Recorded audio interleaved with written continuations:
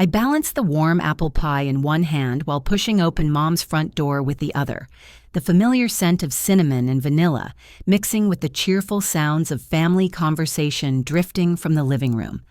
My 10-year-old daughter, Emma, had already darted past me toward the backyard where my cousin's children were setting up a badminton net, her laughter joining the chorus of celebration for Mom's 70th birthday. Uncle Bradley was adjusting the volume on the old stereo system playing Mom's favorite jazz standards, while Aunt Susan arranged fresh sunflowers in a crystal vase near the window. My stepfather, Frank, stood at the kitchen island, carefully carving slices from a honey-glazed ham, his reading glasses perched on his nose as he concentrated on making each portion perfect. Everything felt wonderfully normal, exactly as family gatherings should be. Then my phone buzzed in my pocket and Emma's trembling voice whispered words that would change everything. "Mom, get out of the house right now." My heart hammered against my ribs as I stepped through the sliding glass door onto the back patio, scanning the yard for Emma among the cluster of children. The afternoon sun cast long shadows across the freshly mowed grass, and I could hear the distant hum of the central air conditioning unit mixing with the sounds of badminton rackets hitting shuttlecocks. I found her crouched behind the old wooden garden shed, tears streaming down her freckled cheeks, her small hands shaking as she clutched my phone to her ear. "Emma, what's wrong?" I whispered, kneeling beside her on the cool grass. The smell of mulch and blooming roses from Mom's flower beds surrounded us, but the beauty of the garden felt suddenly ominous. Her blue eyes, so much like my own, were wide with terror. "Mommy, I heard them talking in the basement. Uncle Bradley, Aunt Susan, and Frank, they were saying terrible things about you." Her voice broke on the last words, and she wiped her nose on her sleeve. "What kind of things, sweetheart?" I tried to keep my voice calm, but ice was already forming in my stomach. "They said they need to get rid of you permanently. Bradley said something about making it look like an accident, and Susan kept talking about insurance money. Frank had papers with him, and he said they've been planning this for months, waiting for today when everyone would be here together." Emma's words tumbled out in a rush, each one hitting me like a physical blow. I pulled her close, feeling her small body trembling against mine. Through the kitchen window, I could see Frank still carving the ham, his movements methodical and precise. Uncle Bradley was laughing at something Mom was saying, his arm draped casually around her shoulders. Aunt Susan was taking photographs of the birthday decorations, her smile bright and genuine. They all looked so normal, so loving, so incapable of the evil Emma was describing. "Are you absolutely certain about what you heard?" I asked, though every instinct in my body was already screaming at me to run. Emma nodded vigorously. "I went downstairs to get more paper plates from the storage room, and I heard them through the basement door. Frank said your life insurance policy is worth $400,000, and Bradley was talking about Grandma's house that you inherited. They think I'm just a dumb kid who doesn't understand grown-up talk, but I know what they meant, Mommy. They want to hurt you." My grandmother's Victorian house on Maple Street, the one she'd left me in her will 6 months ago, was worth nearly $600,000. Combined with my life insurance policy, someone would receive almost $1 million if I died. The realization hit me like a sledgehammer to the chest. "We need to leave right now," I whispered, taking Emma's hand and leading her toward the back gate. My legs felt unsteady beneath me, and my mind raced with disbelief. How could my own family people who had shared holidays and birthdays and ordinary Tuesday dinners with us be plotting my murder? As we slipped through the gate into the alley behind Mom's house, I could hear Frank calling my name from the kitchen window. "Scarlett, where did you and Emma go? We're about to cut the birthday cake." His voice sounded so normal, so concerned, so perfectly innocent. If I hadn't heard Emma's terrifying account, I would have turned around and walked back into that house without a second thought. Instead, I guided Emma toward my car, parked 2 blocks away, my hands shaking so badly I could barely get the keys into the ignition. "Where are we going, Mommy?" Emma asked as I pulled away from the curb, checking the rearview mirror obsessively to make sure no one was following us. "I don't know yet, baby, but you saved our lives today." I need you to know how proud I am of you for being so brave and smart." I reached over and squeezed her hand, trying to project calm, while my entire world crumbled around me.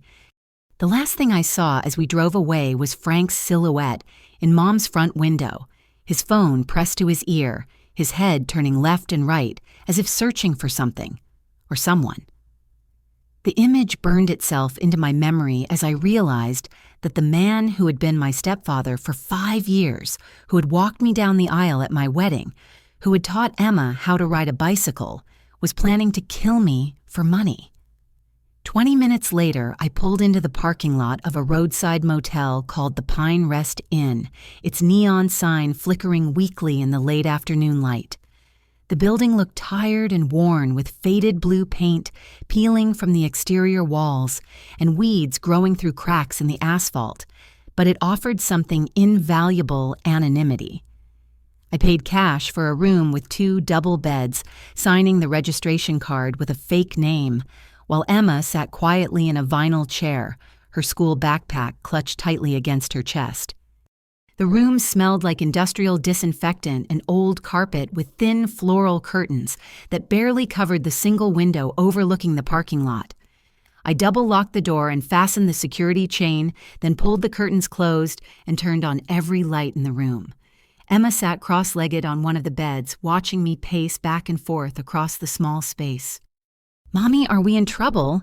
she asked, her voice small and uncertain. "No, sweetheart, we're not in trouble, but I need to make some phone calls to figure out what we're going to do next." I sat beside her on the scratchy polyester bedspread and smoothed her dark hair away from her face. "First, though, I need you to tell me everything else you remember about what you heard in the basement." Emma took a deep breath and closed her eyes as if replaying the conversation in her mind. "Frank had a folder with papers in it. He showed Bradley and Susan something that made them both smile really big, like when you show me my report card. Susan said something about how nobody would ever suspect them because they're such a loving family. Bradley said you've been sad since Grandma died, so people would believe you might have had an accident. The cruelty of it took my breath away. They were planning to use my grief over losing my grandmother, the woman who had raised me after my father died, as cover for my murder. They would tell everyone I was depressed, that I had become careless or reckless, that my death was a tragic but understandable accident. "Frank also said something about your medicine," Emma continued. "He said it would be easy because you already take pills for your headaches, and nobody would think it was weird if you took too many by mistake." My prescription migraine medication. I kept it in my purse, took it as needed, never thinking that someone might use it against me. Frank had watched me take those pills dozens of times, had even brought me water when my headaches were particularly bad. He knew exactly how to make my death look like an accidental overdose. I walked to the window and peered through a gap in the curtains at the parking lot below. My phone had been buzzing constantly for the past hour, call after call, from Mom's landline, from Frank's cell phone, from numbers I didn't recognize. I had turned off the ringer, but the screen continued to light up with missed call notifications. "I need to call your school and tell them you won't be there tomorrow," I said, pulling out my phone and scrolling through my contacts. "And I need to call my work and tell them I have a family emergency." But even as I made those necessary calls, explaining to Emma's teacher, Mrs. Rodriguez, that we had a sudden family crisis, and to my supervisor at the accounting firm that I needed emergency leave, I realized how isolated Frank's plan had made me. Who could I trust? Who would believe such an incredible story? My own mother clearly had no idea what her husband was planning. My brother lived in California and barely stayed in touch with the family. Most of my friends knew Frank and liked him. They would think I had lost my mind if I accused him of attempted murder. "Are you hungry?" I asked Emma after I finished the phone calls. She nodded, and I realized we had fled Mom's birthday party before eating anything except a few crackers and cheese. We walked across the parking lot to a convenience store attached to a gas station, the fluorescent lights buzzing overhead as we wandered the aisles looking for something that resembled dinner. I bought peanut butter and jelly sandwiches from the cooler section, along with chocolate milk for Emma and coffee for myself. At the cash register, I paid with the $68 I had in my wallet, acutely aware that I couldn't use my credit or debit cards without creating a trail that Frank might be able to follow. Back in our motel room, we sat on one of the beds eating our makeshift dinner while the local news played on the small television mounted to the wall. The anchors were discussing a house fire across town and an upcoming city council meeting, normal, everyday news that felt surreal given our circumstances. "Mommy, will we ever be able to go home?" Emma asked, picking at her sandwich. The question hit me like a punch to the stomach. Home. Our little yellow house on Oak Street with Emma's art projects stuck to the refrigerator and my grandmother's antique rocking chair by the living room window. Frank had keys to that house. He had helped me paint the kitchen last spring, had fixed the leaky faucet in the upstairs bathroom, had mowed the lawn every Saturday morning, while Emma and I made pancakes. How many times had he been alone in our house? What had he been doing there when we weren't around? I don't know, baby. But wherever we end up, we'll be together, and we'll be safe. That's what matters most. I wrapped my arms around her, feeling the weight of responsibility settle on my shoulders like a lead blanket. That night, Emma fell asleep curled up next to me, her breathing soft and steady while I stared at the water-stained ceiling and tried to process the magnitude of what we were facing. My stepfather, my uncle, and my aunt had spent months planning my murder. They had waited for the perfect opportunity, had prepared alibis, and cover stories had coldly calculated how to divide my assets after I was dead. And if Emma hadn't been brave enough to hide and listen, if she hadn't been smart enough to call me, if she hadn't trusted her instincts about the danger we were in, I would be dead by now, and they would be comforting each other at my funeral while planning how to spend my money. The realization that my own family had tried to kill me was devastating, but Emma's courage had saved us both. As I finally drifted off to sleep, I made a silent promise that I would find a way to protect her and bring the people who had betrayed us to justice, no matter how long it took or how difficult the battle became. I woke up at 4 a.m. with a crystal clear understanding of what I needed to do. While Emma slept peacefully beside me, I quietly gathered my thoughts and made a list of evidence I needed to collect before Frank and his accomplices could destroy it. My grandmother's house keys were still on my keychain, and I knew Frank didn't have copies of those. More importantly, I had installed a security camera system in my own home 3 months ago, after a series of break-ins in our neighborhood. If Frank had been in my house recently, those cameras would have recorded everything. I gently shook Emma awake as the first pale light of dawn filtered through the motel room curtains. "We need to go get some important things from our house, but we have to be very careful and very quiet," I whispered. Emma rubbed her eyes and sat up immediately alert despite the early hour. "Is it safe?" "We won't stay long and we'll be very sneaky about it. Frank thinks we're still hiding somewhere scared and helpless. He doesn't know we're going to fight back." We checked out of the motel and drove through the empty early morning streets to our neighborhood parking 3 blocks away from our house and walking through backyards to avoid being seen from the street. The suburban landscape looked different in the pre-dawn darkness, familiar houses transformed into shadowy silhouettes against the lightening sky. Dogs barked occasionally as we passed, but most of the neighborhood was still asleep. When we reached our backyard, my heart nearly stopped. Every light in the house was on, and I could see Frank's tall figure moving around in my kitchen, opening cabinets and drawers as if he owned the place. Through the dining room window, I watched him spread papers across my grandmother's antique oak table, the same table where Emma did her homework every afternoon. "Stay here and keep watch," I whispered to Emma, positioning her behind our neighbor's garden fence, where she could see the street. "If anyone comes, whistle as loud as you can." I crept to the basement window that I knew had a broken latch and carefully pried it open. The basement was dark and familiar, filled with storage boxes and Emma's outgrown toys. I made my way upstairs to the main level, moving as silently as possible across the hardwood floors I had refinished myself just 2 years ago. From the hallway, I could see Frank clearly now. He was sitting at my table with my laptop open, scrolling through what appeared to be my bank statements and financial records. A folder labeled Insurance Documents lay open beside him, and I could see copies of my life insurance policy with certain sections highlighted in yellow. My jewelry box sat nearby, already emptied of the diamond earrings my grandmother had given me for my wedding. Even more disturbing, Frank had brought his own suitcase and had clearly been staying in my house overnight. His clothes hung in my bedroom closet, his toiletries sat on my bathroom counter, and his coffee mug rested in my kitchen sink. He had moved into my home like a conquering army claiming territory that belonged to me and Emma. I quickly located the hidden security camera control panel in the basement and downloaded the footage from the past week onto a flash drive. The recordings showed Frank entering my house multiple times over the past 6 days, always when Emma and I were at work and school. I watched in horrified fascination as he systematically went through my personal belongings, photographed important documents, and even made copies of my house keys. But the most damning evidence was what I found in my own filing cabinet. Frank had created an entire folder of forged documents, including a fake will that left everything to him in the event of my death and correspondence with a lawyer I had never heard of about transferring the title of my grandmother's house.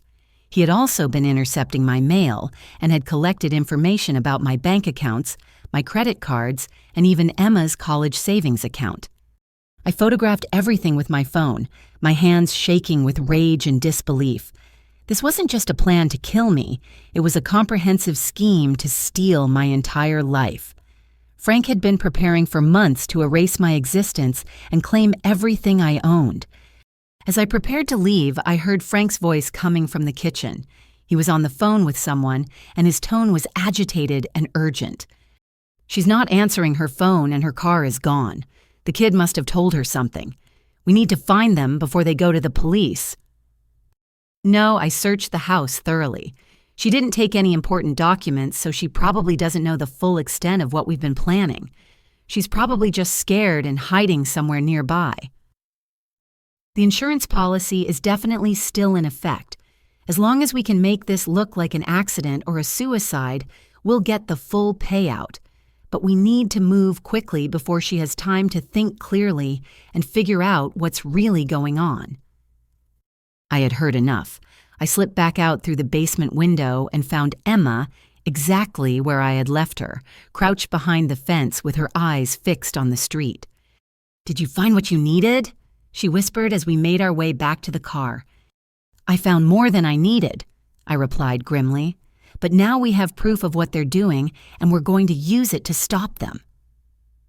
As we drove away from our neighborhood, I realized that Frank's biggest mistake had been underestimating both Emma's intelligence and my determination.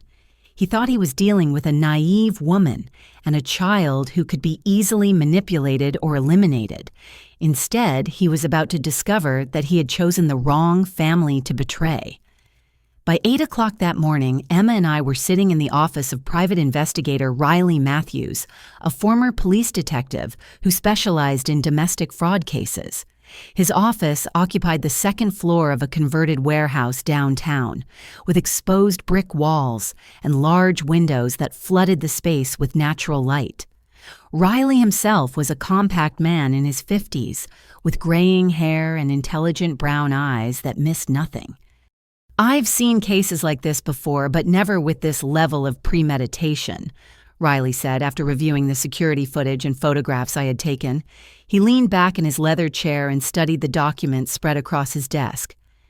"Your stepfather is either very experienced at this type of fraud, or he's getting professional help from someone who is." Emma sat quietly in a chair beside me, coloring in a book Riley had given her, but I could tell she was listening to every word.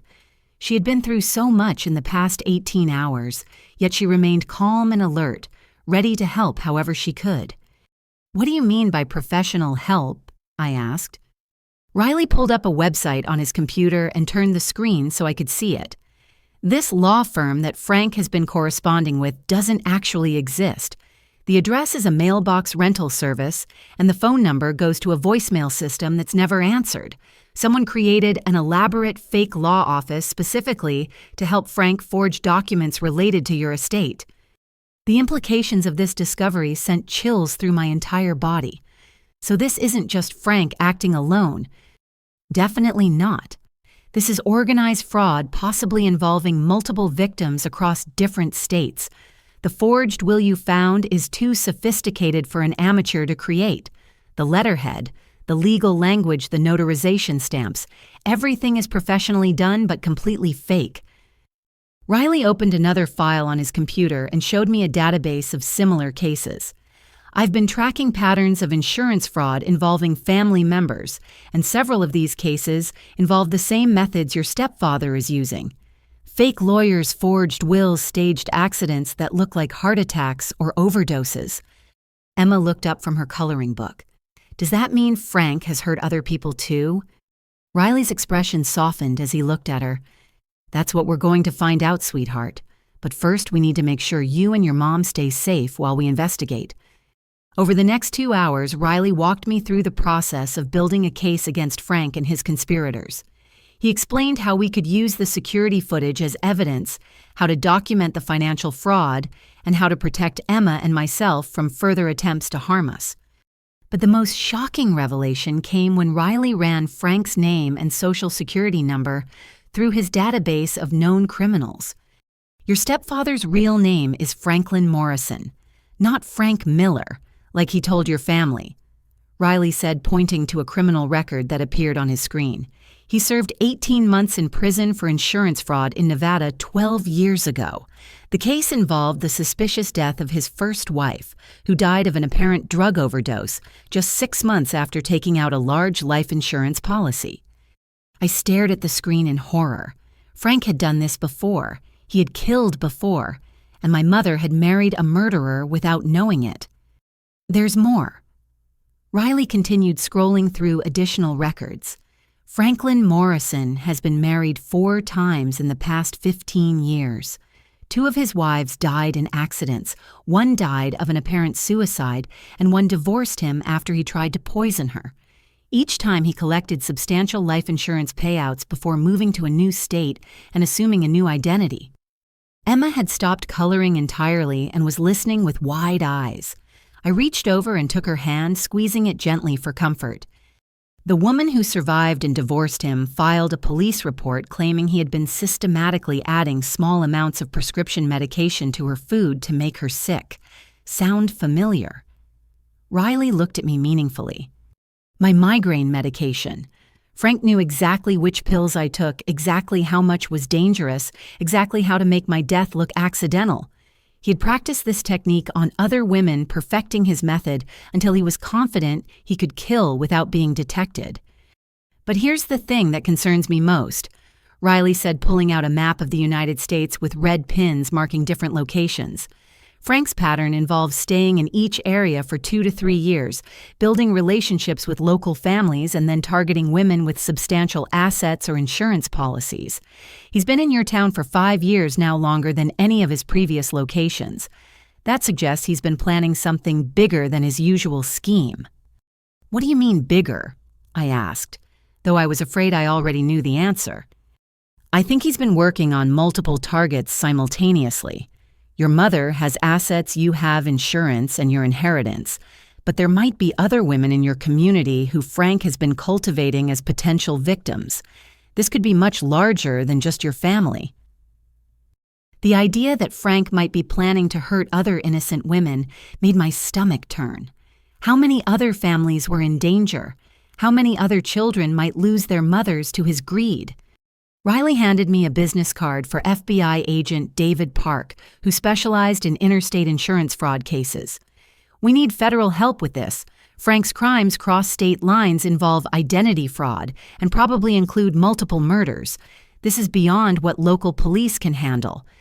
As Emma and I left Riley's office, I felt a strange mixture of terror and determination. Learning about Frank's criminal history was horrifying, but it also meant we had solid evidence to use against him. He wasn't just a family member who had betrayed us. He was a professional killer who had been using our love and trust as weapons against us. "Mommy, are we going to catch the bad guys?" Emma asked as we walked to our car.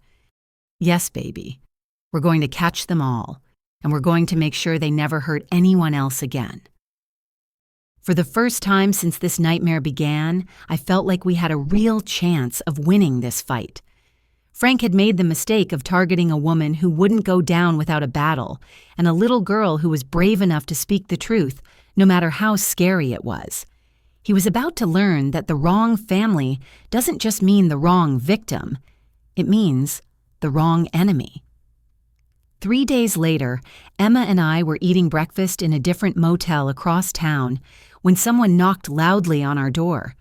Through the peephole, I could see a woman in a business suit holding an official-looking folder accompanied by 2 uniformed police officers.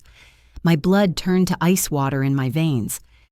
"Mrs. Scarlett Johnson, I'm Janet Pierce from Child Protective Services. I need to speak with you about your daughter, Emma." I opened the door but kept the security chain attached, my heart pounding so hard I was sure everyone could hear it. "What is this about?" "We received a report that you've kidnapped your daughter and are keeping her in unsafe living conditions. I need to conduct a welfare check and speak with Emma privately." Janet's voice was professional but cold, and I could see the police officers shifting their weight behind her hands, resting near their weapons. Emma appeared beside me, still wearing her pajamas, her eyes wide with fear. "Mommy, what's happening?" "May I come in?" Janet asked, though it was clearly not a request. I reluctantly unlatched the chain and stepped back, watching as Janet surveyed our modest motel room with obvious disapproval. She took note of the unmade beds, the fast food containers from last night's dinner, and our clothes scattered around in suitcases. "Emma, my name is Janet. I work for an organization that makes sure children are safe and happy. Can you tell me how long you've been staying here with your mother?" Emma looked at me uncertainly, then back at Janet. "A few days. We had to leave our house because bad people want to hurt us." Janet wrote something in her notebook. "What kind of bad people, sweetheart?" "My step-grandpa Frank and my aunt and uncle. They were planning to hurt my mommy for money, so we had to run away." Emma's voice was steady, but I could see her hands trembling. "Has your mother been giving you any medicine that makes you feel sleepy or sick?" "No." Emma's response was immediate and emphatic. "Mommy takes care of me. She makes sure I eat healthy food and brush my teeth and do my homework." But I could see Janet's expression growing more skeptical with each of Emma's answers. Someone had clearly prepared her with a very different story about our situation.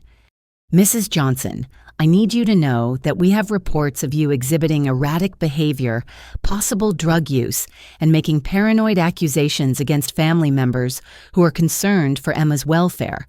Your stepfather, Frank Miller, contacted us because he's worried about Emma's safety." The words hit me like physical blows. Frank had gotten to Child Protective Services first, spinning his lies and painting me as an unstable mother who was putting Emma in danger. "That's not true," I said, fighting to keep my voice calm and rational. "Frank is the one who's dangerous. I have evidence that he's planning to kill me for my life insurance money." Janet's eyebrows rose skeptically. "Do you have this evidence with you?" I pulled out my phone and showed her some of the photographs I had taken at my house, but I could see she was viewing them as the desperate fabrications of a delusional woman, rather than proof of a criminal conspiracy. "Mrs. Johnson, these pictures don't prove anything except that your stepfather has been in your house, which isn't unusual for a family member. What concerns me is that you've removed Emma from her stable home environment and are keeping her in a motel without proper supervision or educational support." "She's not missing school," I protested. "I called her teacher and explained that we have a family emergency." "Yes, we spoke with Mrs. Rodriguez. She confirmed that Emma has been absent for 3 days without proper documentation." Janet made another note in her file. Emma stepped forward, her small chin raised defiantly. "Mrs. Pierce, my mommy is telling the truth. I heard Frank and the others planning to hurt her. They said they would make it look like an accident and take all our money. My mommy didn't kidnap me. She saved me." For a moment, Janet's expression softened as she looked at Emma's earnest face. But then she shook her head. Children sometimes misunderstand adult conversations, especially when they're already anxious or upset. "I'm 10 years old, not 5, Emma said firmly. I know the difference between grown-ups talking about normal things and grown-ups planning to hurt someone. Frank said my mommy's life insurance was worth $400,000, and he talked about her medicine making her sick. I know what I heard. Despite Emma's compelling testimony, I could see that Janet had already made up her mind about our situation. Someone had coached her thoroughly, providing her with just enough manufactured evidence to make Frank's story seem credible. "Mrs. Johnson, I'm going to need you to bring Emma back to your family home today. Your mother and stepfather are extremely worried, and they've agreed to provide temporary custody while we investigate these allegations." "Absolutely not," I said, moving protectively in front of Emma. "I will not put my daughter in danger just because you believe the word of a man who's trying to kill me." One of the police officers stepped forward. "Ma'am, if you don't cooperate voluntarily, we'll have to consider this a kidnapping situation." The irony was devastating. The people who were supposed to protect children were about to hand Emma over to the very people who had threatened our lives. Frank's manipulation was so thorough, so convincing, that even government officials couldn't see through his lies. "Can I call my lawyer?" I asked, though I wasn't even sure I had enough money left to pay for legal representation. "Of course," Janet replied, "but Emma will need to be placed in protective custody until this is resolved." "No," Emma cried out, grabbing my hand. "I want to stay with my mommy. She didn't do anything wrong." Janet knelt down to Emma's eye level. "Sweetheart, I know this is scary, but sometimes adults need help figuring out what's best for children. You'll be safe with your grandmother, and if your mother is telling the truth, she'll be able to prove it and get you back." As I watched Janet trying to separate me from Emma, I realized that Frank's plan was even more diabolical than I had originally understood.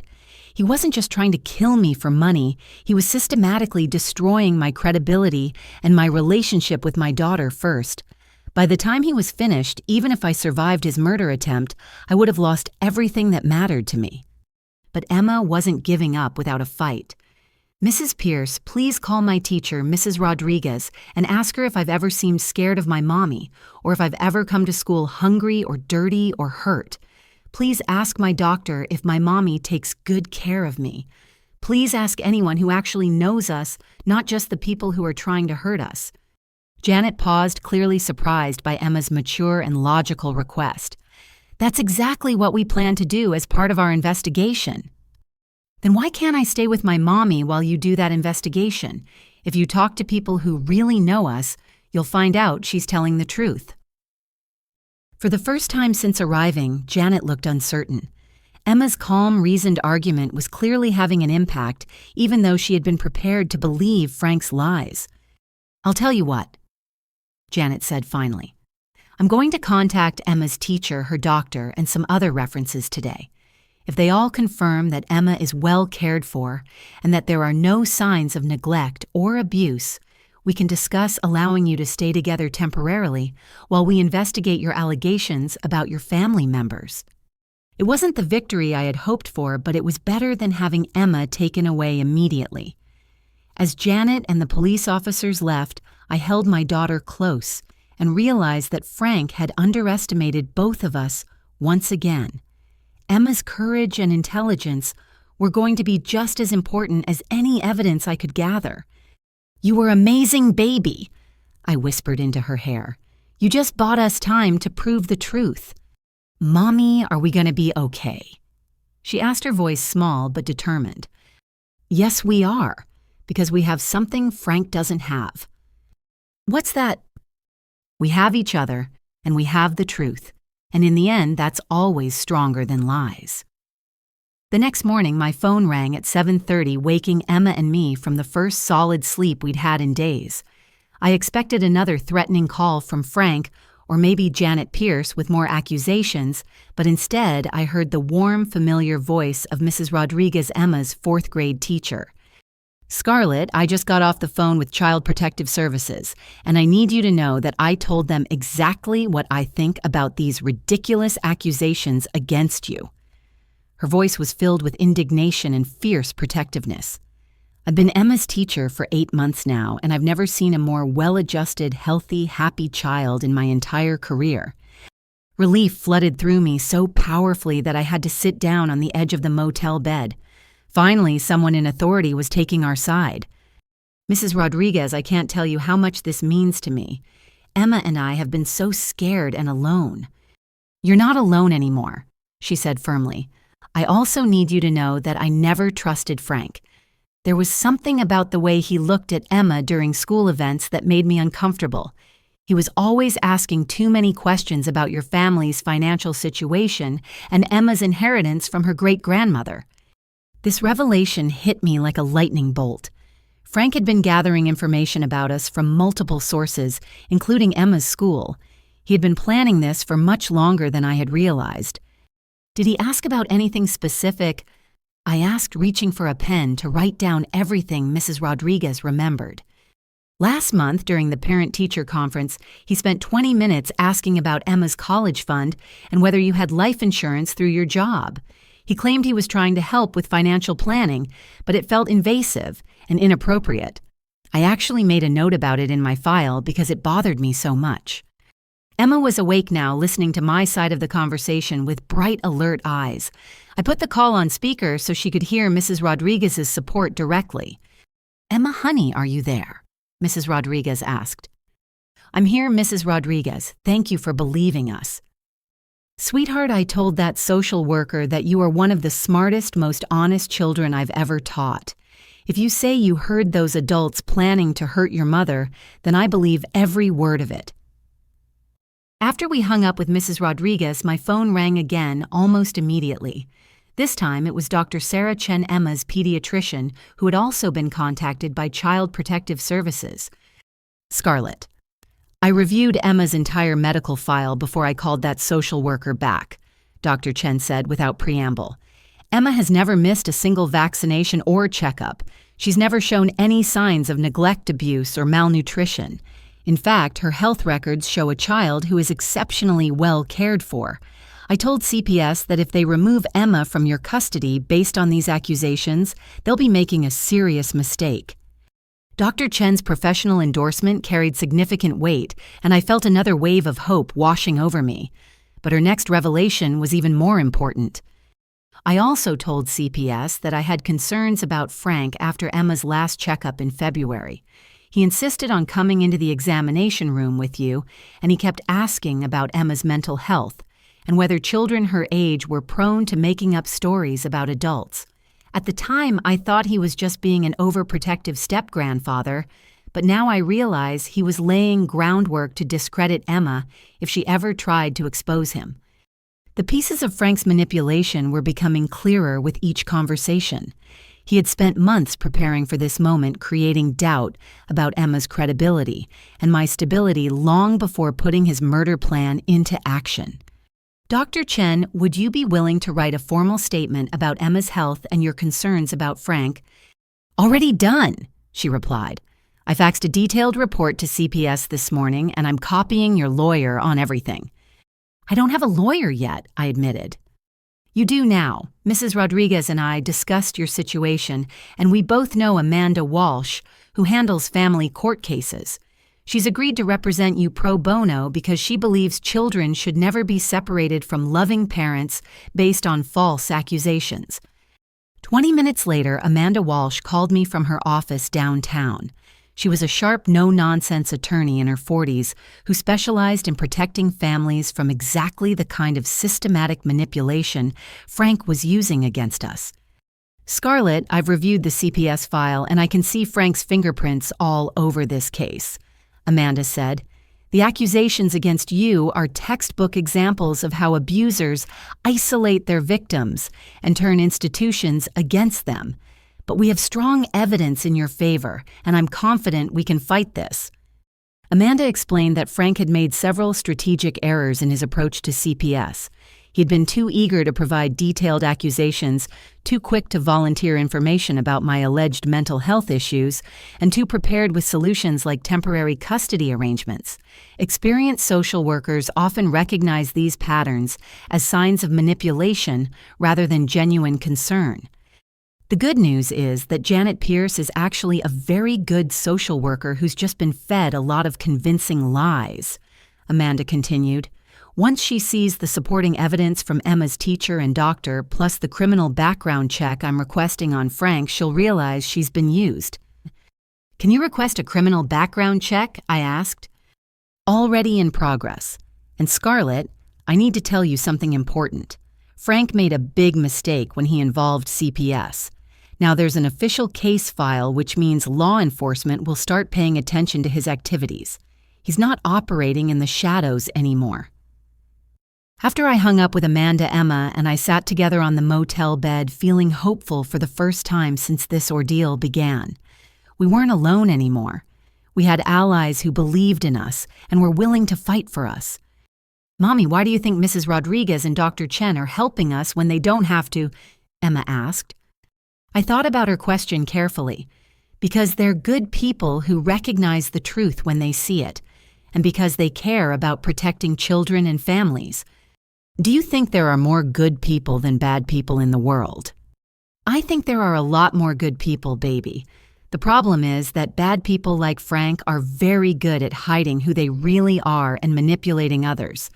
But once good people understand what's really happening, they almost always do the right thing." Emma nodded thoughtfully. "So our job is to help the good people understand the truth." "Exactly, and we're doing a pretty good job of that so far." As we prepared to meet with Amanda Walsh in person, I realized that Frank's plan was starting to unravel. He had counted on us being isolated and friendless, on having no one to turn to for help. Instead, his attacks on us had revealed his true nature to people who were in positions to expose him and protect us. The battle was far from over, but for the first time, I felt like we were winning. The next morning, I woke up to see my own face staring back at me from the television screen in our motel room. The local news anchor was describing me as a disturbed mother who abducted her 10-year-old daughter during a family gathering and asking viewers to call police if they spotted Emma or me anywhere in the area. "This is insane." I whispered quickly, changing the channel, only to find the same story on 3 other local stations. Frank had somehow convinced the media that I was a dangerous kidnapper who posed a threat to my own child. Emma sat up in bed and saw the television coverage, her face going pale, as she watched Uncle Bradley being interviewed outside Mom's house. He was wearing his best suit and had clearly prepared his talking points in advance. "Scarlett has been struggling with depression and paranoid thoughts since her grandmother died," Bradley told the reporter with perfect fake concern. "We're all very worried about her mental state, and we just want Emma to be safe. We're begging Scarlett to bring Emma home before someone gets hurt." The lies were so smooth, so convincing that I almost started to doubt my own memory of what Emma had overheard. Bradley looked genuinely worried, genuinely loving, genuinely innocent. If I hadn't seen the evidence with my own eyes, I might have believed him myself. Then Aunt Susan appeared on screen, dabbing at her eyes with a tissue as she spoke to another reporter. "Emma is such a sweet, innocent little girl. She doesn't understand what's happening and she must be so frightened. Scarlett has always been unstable, but we never thought she would put Emma in danger like this." "Turn it off, Mommy," Emma said quietly. "I don't want to watch them lie about us anymore." But the damage was already done. As we drove to our meeting with attorney Amanda Walsh, I noticed people looking at our car more carefully, checking license plates and studying Emma's face. Frank had turned us from victims into fugitives with just a few well-placed phone calls to local news stations. Amanda's office was in a converted Victorian house downtown with high ceilings and original hardwood floors that creaked as we walked upstairs to her second-floor suite. She met us at the door with a grim expression and a stack of newspapers under her arm. "The media coverage is worse than I expected," she said, leading us into her office and closing the door firmly behind us. "Frank is playing this perfectly. He's created a narrative where you're the unstable aggressor and he's the concerned family member trying to protect Emma." "How is this legal?" I asked, sinking into one of the leather chairs across from Amanda's desk. "How can they just lie about us on television?" "Technically, they're not lying," Amanda explained. "Everything they're saying is phrased as opinion or concern rather than factual statements. Bradley says you've been struggling and that he's worried about your mental state. Susan says you've always been unstable, but frames it as her perception rather than a medical diagnosis. It's manipulation, but it's not legally actionable defamation. Emma climbed into the chair next to mine and pulled her knees up to her chest. Are people going to try to catch us now? Amanda's expression softened as she looked at Emma. Some people might try to help the police find you because they think they're helping keep you safe. But we're going to make sure everyone understands the real truth about what's happening. How? I asked. We're going public with our side of the story. I've arranged for you to be interviewed by investigative reporter Michelle Santos at Channel 7. She specializes in exposing family fraud and domestic abuse cases, and she's very good at helping viewers see through manipulation tactics. The idea of appearing on television terrified me, but I realized it was our only chance to counter Frank's lies with our own truth. What about Emma? I don't want her to be exposed to more media attention. Emma will stay here with my paralegal during the interview. But Scarlett, I need you to understand that this is our one chance to change the narrative. If we don't act quickly, public opinion will solidify around Frank's version of events, and it will be almost impossible to change people's minds later. 2 hours later, I was sitting in a television studio across from Michelle Santos, a sharp-eyed woman in her 40s who had built her career on exposing exactly the kind of manipulation Frank was using against my family. Scarlett, I've reviewed the evidence you provided about your stepfather's criminal background and the forged documents found in your home, Michelle said as the cameras rolled. Can you walk us through what really happened at your mother's birthday party? I took a deep breath and told our story from the beginning, starting with Emma's terrifying phone call and ending with the discovery of Frank's previous murders and identity fraud. Michelle asked tough questions, challenging me to provide specific details and evidence for every claim I made. You understand that your family members are telling a very different story, Michelle said. They claim you've been paranoid and delusional, that you're putting Emma in danger by keeping her away from home and school. Emma saved both our lives by being brave enough to listen when adults were planning something terrible and smart enough to warn me before it was too late, I replied. I would rather have people think I'm crazy than have my daughter grow up without a mother because I was too polite to believe what she heard. The interview aired that evening, providing a counterpoint to Frank's media manipulation. Michelle had also done her own investigation, confirming Frank's criminal background and interviewing law enforcement officials who confirmed that his previous wives had died under suspicious circumstances. But Frank was ready for our counterattack. Within hours of the interview airing, he appeared on a competing news program with his own rebuttal. It breaks my heart to see Scarlett making these desperate accusations, he said, his voice heavy with fake sadness.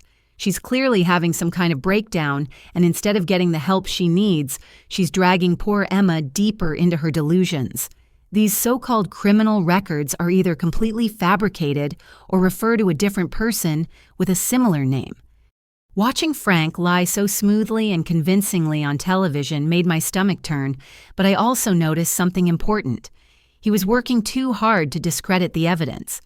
If our accusations were truly baseless, he wouldn't need to spend so much time and energy fighting them.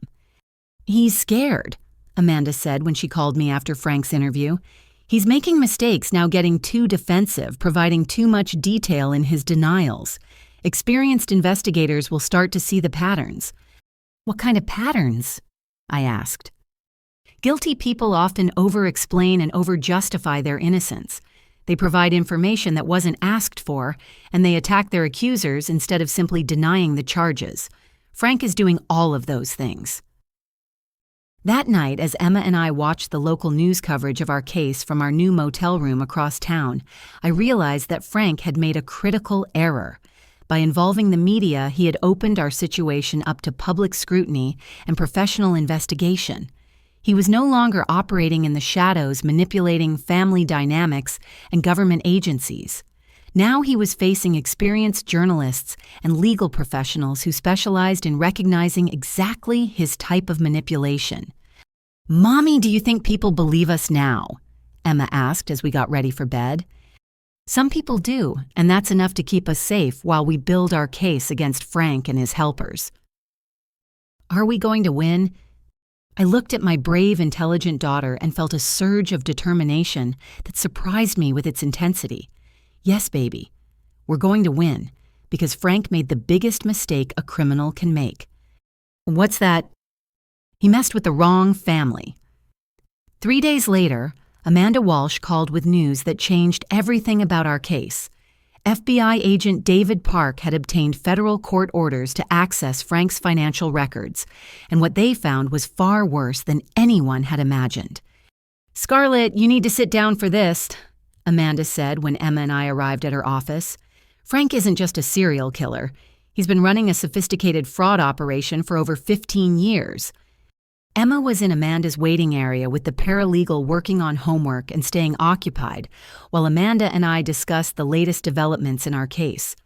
I was grateful she didn't have to hear the horrifying details of Frank's criminal history. Amanda spread a series of bank statements and insurance documents across her conference table.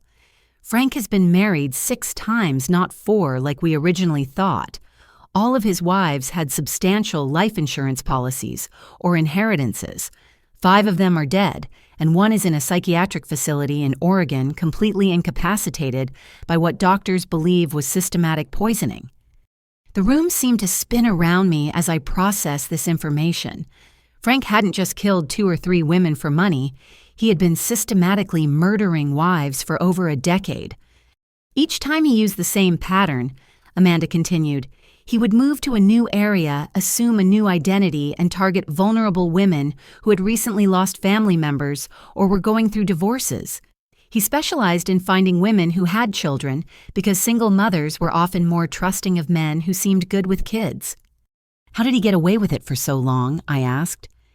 He was very careful to space out his crimes geographically and chronologically. He never killed more than 1 wife in the same state, and he always waited at least 2 years between murders. He also varied his methods. Some deaths looked like accidents, some looked like suicides, some looked like heart attacks or overdoses. Amanda pulled out a map of the United States with red pins marking the locations of Frank's previous crimes. But here's the breakthrough that's going to help us catch him. The FBI found recordings. What kind of recordings?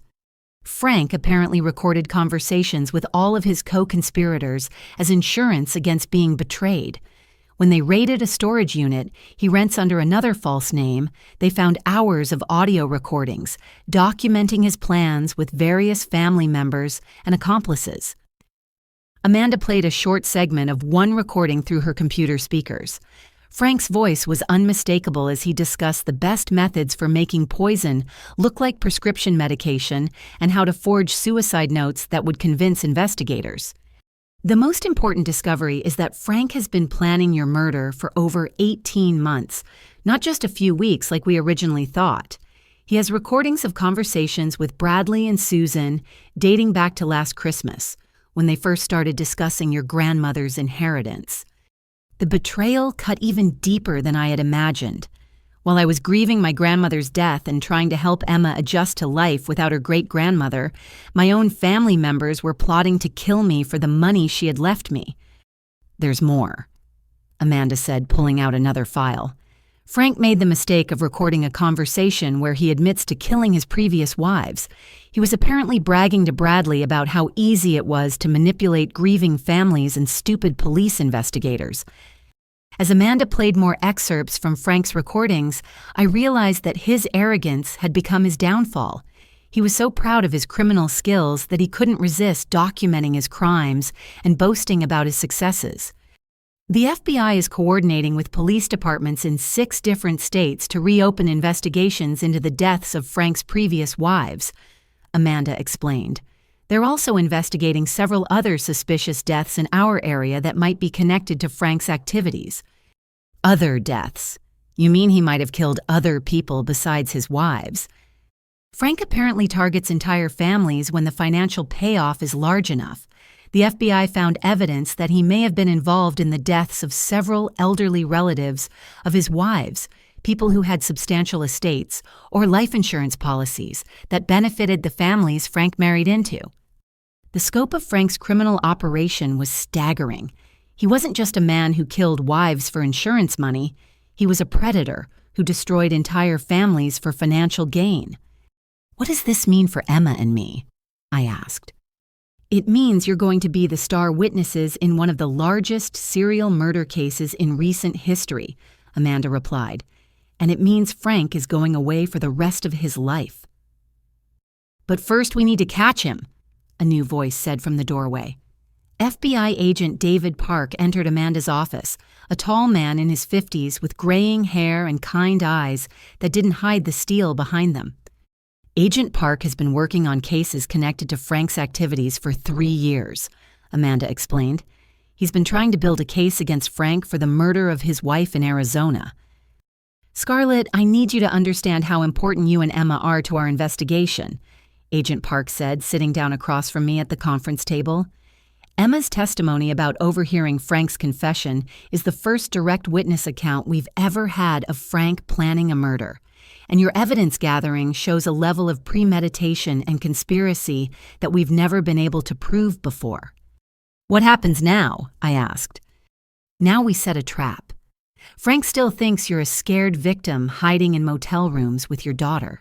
He doesn't know we have recordings of his confessions, and he doesn't know we've connected him to murders in other states. We're going to use that advantage to make him incriminate himself even further." Agent Park explained that they wanted me to contact Frank and arrange a meeting where he would think he could convince me to return home quietly.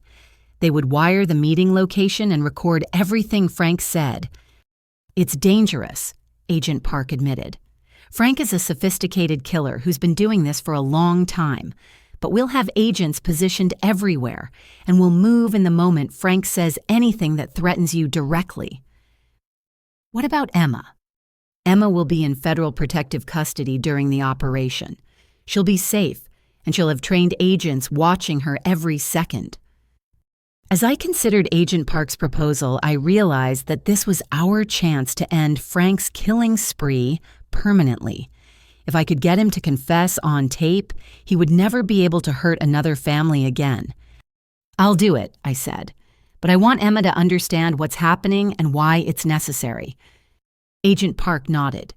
"Emma is an incredibly brave and smart little girl. I think she'll understand that we're trying to protect other children from losing their mothers the way she almost lost hers." When we explained the plan to Emma, her response surprised both Amanda and Agent Park.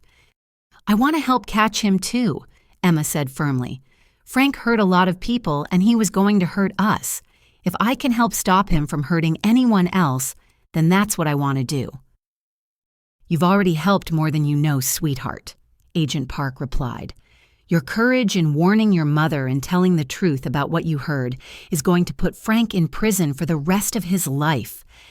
As we prepared for the most dangerous phase of our fight against Frank, I felt a mixture of terror and hope. We were about to face a man who had killed multiple women and manipulated countless families, but we weren't facing him alone anymore. We had the federal government on our side, we had evidence of his crimes, and most importantly, we had each other.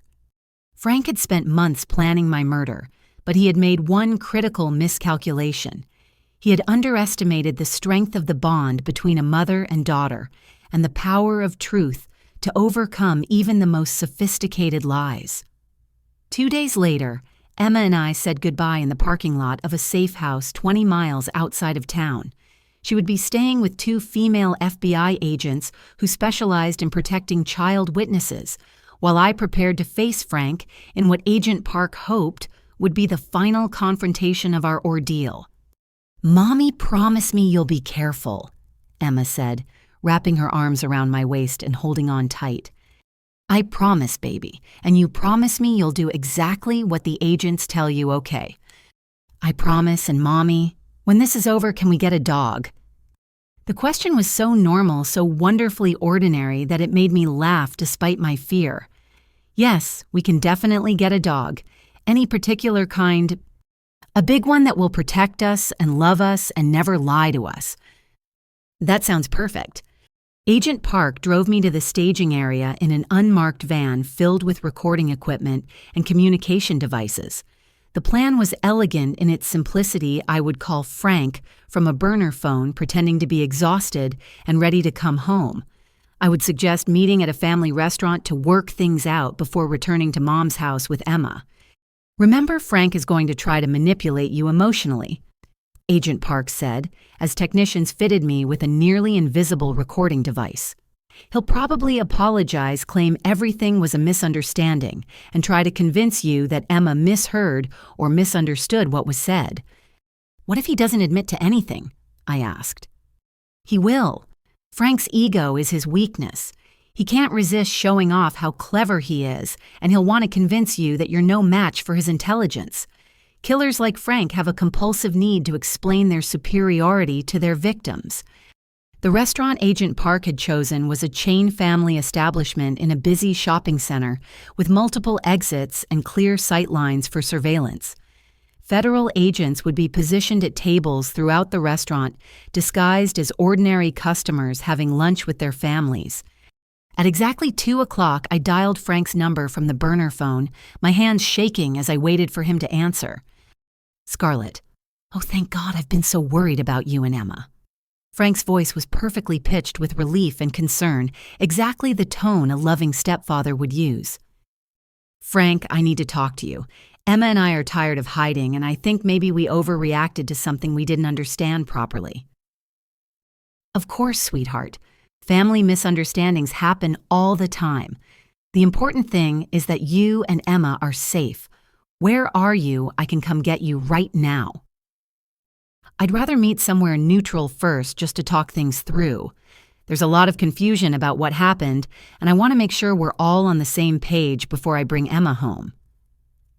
Frank was quiet for a moment, and I could almost hear the gears turning in his head as he calculated his next move. That's very wise of you, Scarlett. Where would you like to meet? I gave him the name and address of the restaurant, and we agreed to meet in 30 minutes. As I hung up the phone, Agent Park nodded approvingly. Perfect. He took the bait completely. Now remember, your job is just to get him talking. Don't try to be clever or tricky. Just act like a tired, confused woman who wants to believe the best about her family. 25 minutes later, I was sitting in a booth near the back of the restaurant, my hands wrapped around a coffee cup to keep them from shaking. I could see at least 6 FBI agents positioned at various tables around the dining room, though they looked completely natural as they ate lunch and chatted with their partners. Frank arrived exactly on time, scanning the restaurant carefully before approaching my table. He looked older than I remembered, with deep lines around his eyes and a tension in his shoulders that suggested he was under more stress than he wanted to admit. "Scarlett, you look terrible," he said as he slid into the booth across from me, his voice filled with fake concern. "You've lost weight and you have dark circles under your eyes. This whole situation has been so hard on everyone." "I've been worried and confused," I replied, sticking to the script Agent Park had suggested. "Emma keeps insisting she heard you and Bradley and Susan planning to hurt me, but I keep thinking she must have misunderstood something." Frank's expression softened into what appeared to be grandfatherly kindness. "Of course she misunderstood. Children that age don't have the context to interpret adult conversations properly. We were discussing your finances and your insurance policies, trying to figure out how to help you manage everything after your grandmother's death. Emma said she heard you talking about making something look like an accident." "We were talking about your grandmother's car accident, sweetheart. You know how traumatic that was for the whole family, especially for Emma. She must have heard fragments of our conversation about that tragedy and thought we were talking about you." Frank's explanation sounded perfectly reasonable, exactly the kind of innocent misunderstanding that could spiral into family drama. If I hadn't seen the evidence of his criminal history and the forged documents in my house, I might have believed him completely. "I feel so stupid for overreacting," I said, letting genuine emotion creep into my voice. "I was so scared that I just grabbed Emma and ran without thinking clearly." "That's completely understandable," Frank said, reaching across the table to pat my hand in a gesture that would have looked caring to anyone watching. "You're a protective mother, and you thought your child was in danger. No one blames you for that instinct." But now, I don't know how to fix things. Emma keeps insisting that she heard you planning something terrible, and she's afraid to come home." Frank leaned forward, his voice dropping to a conspiratorial whisper. "Scarlett, I need you to understand something about children Emma's age. They have very active imaginations, and they sometimes convince themselves that their fantasies are real. Has Emma been having nightmares or anxiety since her great-grandmother died?" "Some," I admitted, which was true. "Children process grief differently than adults do. Emma might have created this elaborate story about family danger as a way of expressing her fear about losing another important person in her life." Frank's psychological manipulation was masterful, providing rational explanations for everything Emma had heard while subtly suggesting that she was emotionally unstable and unreliable. If I hadn't known the truth about his criminal history, his explanation would have been completely convincing. "So you think Emma just imagined the whole thing?" I asked. Frank smiled warmly, the expression of a loving grandfather trying to help his confused daughter-in-law understand her troubled child. "I think Emma heard fragments of adult conversation, mixed them together with her own fears about losing you, and created a story that made sense to her 10-year-old mind. It's actually quite common in children who have experienced recent trauma." "That does make sense," I said slowly, as if I were seriously considering his explanation. "The important thing now is getting Emma the help she needs to process her grief properly and getting your family back together where everyone belongs." Frank's voice carried just the right tone of gentle authority and loving concern. But then something changed in his expression. A flicker of calculation passed behind his eyes, and I realized he was about to make the mistake Agent Park had predicted. "Scarlett, I need you to understand something else. If Emma continues to repeat these stories about overhearing murder plans, people might start to believe her, and that could cause serious problems for all of us." "What kind of problems?" I asked, though my heart was already racing. Frank leaned even closer, his voice dropping to barely above a whisper. "The kind of problems that could tear this family apart permanently. The kind of problems that could result in Emma being taken away from you for good." And there it was, the threat that revealed Frank's true nature, captured perfectly by the recording equipment I was wearing and overheard by 6 federal agents positioned throughout the restaurant. Frank had just made the fatal error that would destroy him completely. Frank's subtle threat hung in the air between us like poison gas, but I forced myself to maintain the facade of a confused, frightened mother who was beginning to doubt her own child's testimony. Agent Park had prepared me for this moment, explaining that Frank would eventually reveal his true nature if I gave him enough rope to hang himself with. "Frank, you're scaring me," I said, letting my voice tremble with genuine fear. "Are you saying that Emma could be taken away from me just for telling people what she thinks she heard?" His expression immediately softened back into grandfatherly concern, but I had seen the flash of his real self, and I knew the FBI agents watching us had seen it too. "Oh, sweetheart, I'm not trying to scare you. I'm trying to protect you and Emma from the consequences of this misunderstanding getting blown out of proportion." "I don't understand what you mean." Frank glanced around the restaurant, checking to make sure no one was listening to our conversation. Of course, he had no idea that half the customers around us were federal agents recording every word he said. "Scarlett, you know I love you and Emma like my own family. That's why I need to be honest with you about something that's very difficult to discuss." He paused dramatically, as if gathering the courage to share a painful truth. "There are people in this family who have been concerned about your mental health since your grandmother died." "What people? What concerns?" "Your mother has noticed some changes in your behavior.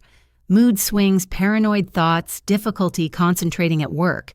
She's been worried that you might be having some kind of breakdown, but she didn't want to hurt your feelings by bringing it up directly." The lie was so smooth and convincing that for a moment I almost believed it myself. Frank had clearly spent considerable time preparing this narrative, creating doubt about my mental stability that would make Emma's testimony seem unreliable. "I haven't been having mood swings," I protested weakly. Sometimes people don't recognize changes in their own behavior, especially when they're under stress. And the truth is, if Emma continues telling people that she overheard family members planning to commit murder, Child Protective Services is going to take that very seriously. They're going to want to know why a 10-year-old child is having such disturbing thoughts. Frank's manipulation was becoming more aggressive now, and I could see him growing more confident as he believed I was falling for his lies. Agent Park had warned me that this moment would come when Frank would become so convinced of his own cleverness that he would start revealing more than he intended. "What are you suggesting I do?" I asked. "I think Emma needs professional help to process her grief and confusion, and I think you might benefit from some counseling too, just to help you deal with the stress of losing your grandmother and raising Emma on your own." "And if I don't agree to counseling?" Frank's mask slipped again just for a split second, and I saw the cold calculation behind his concerned expression. "Scarlett, I'm trying to help you avoid a situation where Emma gets taken away from you permanently. If she keeps telling people these stories, and if you keep supporting her delusions instead of getting her help, the authorities are going to conclude that you're an unfit mother who's encouraging your child to make false accusations against innocent family members." The threat was becoming clearer now, wrapped in language that sounded helpful and caring, but carried the unmistakable message that Frank had the power to destroy my relationship with Emma if I didn't cooperate with his plans. "You're saying I should tell Emma that she imagined everything she heard. I'm saying you should get Emma the professional help she needs to understand the difference between reality and the fantasies her grief has created."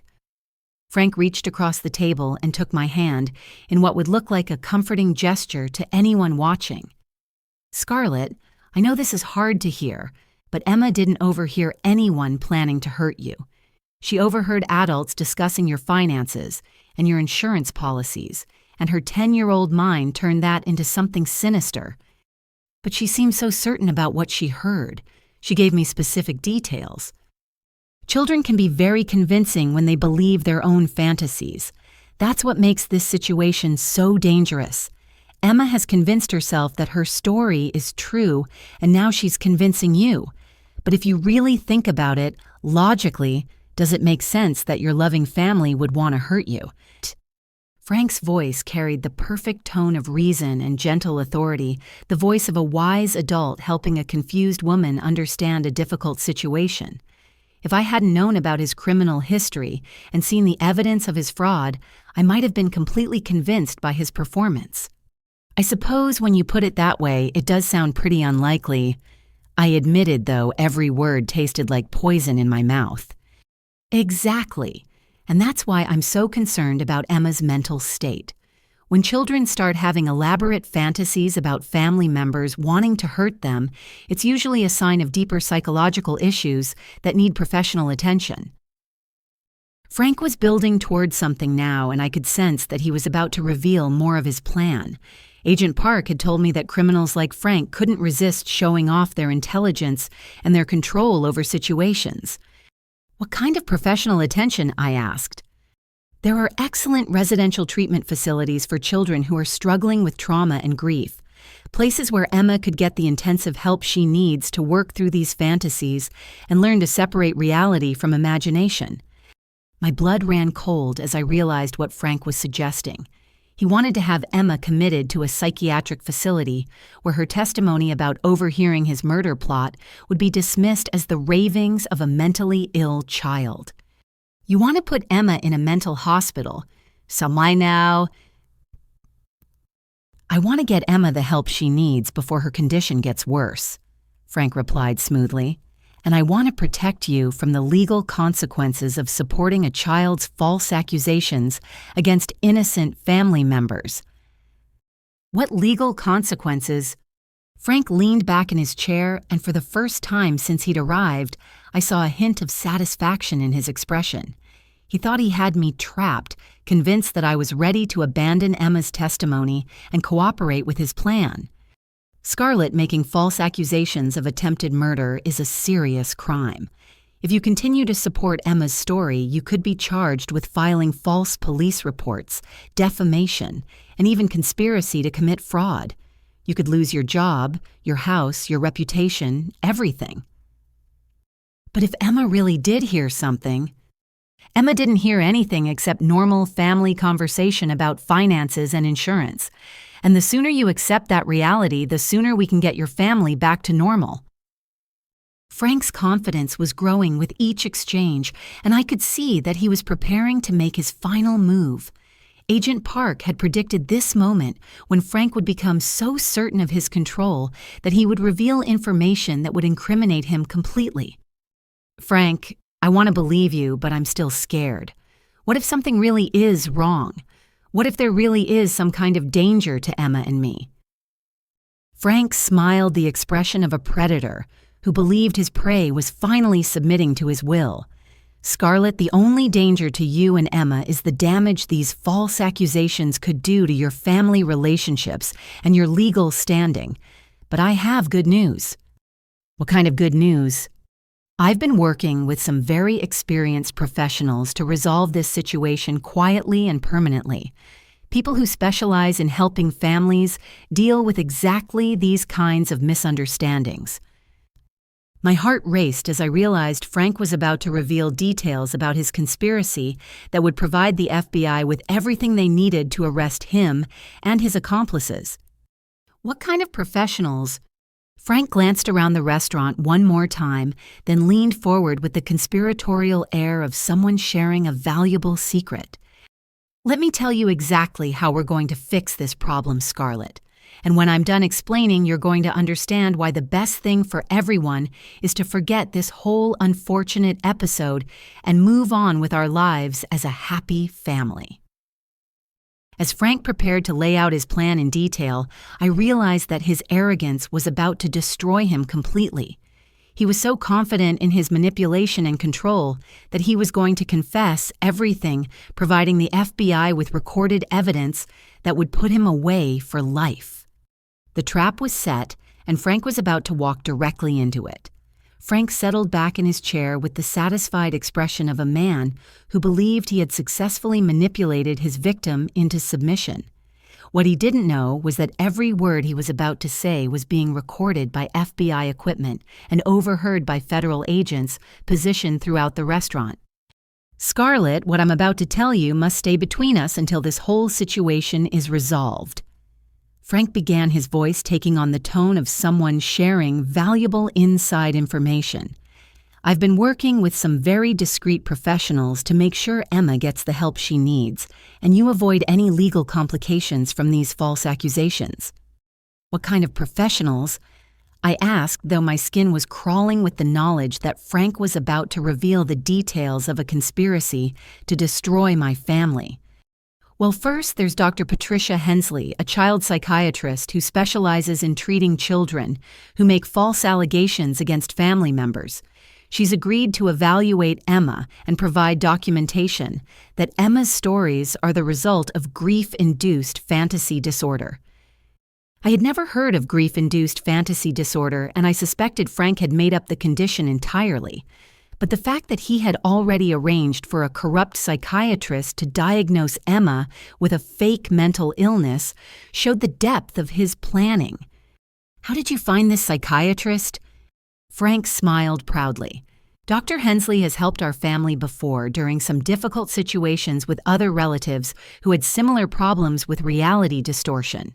She understands how trauma can cause children to create elaborate stories that seem real to them but are actually psychological coping mechanisms." The phrase "helped our family before" sent chills down my spine. Frank was admitting that he had used corrupt mental health professionals to silence other potential witnesses to his crimes. "What happens after Emma is evaluated?" "Dr. Hensley will recommend a residential treatment facility where Emma can receive intensive therapy to help her understand the difference between her fantasies and reality. It's actually a beautiful place, like a boarding school for children who need special help with emotional problems." Frank was describing a plan to have Emma institutionalized based on a fake psychiatric diagnosis, effectively silencing her testimony and making it impossible for her to expose his crimes. The casual way he discussed destroying a child's life made me physically sick. How long would Emma have to stay at this facility? Oh, probably just 6 to 8 months. Long enough for her to work through her grief issues and learn to stop making false accusations against people who love her. 8 months. Frank was planning to lock Emma away for 8 months while he completed whatever scheme he had planned for me. By the time she was released, I might be dead, and Frank would be free to claim that Emma's accusations were the ravings of a mentally ill child who had never recovered from losing her mother. And what about me? What happens while Emma is getting treatment? Frank's expression became even more solicitous, the look of a caring family member who had thought of everything. Well, you'll need some support during this difficult time. I've arranged for you to stay at your mother's house where we can all take care of you while Emma is away. Take care of me how? You've been under so much stress, Scarlett. You've lost weight, you're not sleeping well, you're having trouble concentrating at work. Dr. Hensley thinks you might benefit from some medication to help with anxiety and depression. The pieces of Frank's plan were falling into place with horrifying clarity. He wanted to have Emma committed to a psychiatric facility while he moved me into my mother's house, where he could isolate me from any outside support and begin systematically poisoning me with anxiety medication. What kind of medication? Just something mild to help you relax and sleep better. Dr. Hensley has some very effective treatments for the kind of stress-related symptoms you've been experiencing. Frank was planning to drug me into compliance while Emma was locked away in a fake mental hospital, probably using the same methods he had perfected on his previous wives. Once I was weak and disoriented from whatever chemicals he planned to give me, it would be easy to stage my death as an accidental overdose or suicide. Frank, this all sounds very comprehensive. How long have you been planning this? For the first time since he'd begun explaining his scheme, Frank looked slightly uncomfortable. Well, your mother and I have been concerned about you and Emma for several months now. We've been researching the best ways to help families dealing with these kinds of psychological crises. Several months since when? Frank's mask of concern slipped slightly, revealing a flash of irritation at my questions. Since your grandmother died, obviously. That's when we first noticed changes in your behavior and Emma's emotional state. But you just said Dr. Hensley has helped our family before with similar problems. What other relatives needed this kind of help? Frank realized he had revealed more than he intended, and I could see him calculating how to recover from his mistake.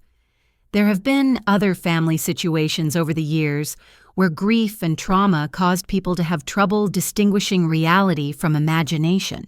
The important thing is that we know how to handle these problems discreetly and effectively. Other family situations was Frank's euphemism for his previous murders, and handling problems discreetly meant eliminating witnesses and potential accusers. He was admitting to a pattern of using fake mental health diagnoses to silence people who threatened to expose his crimes.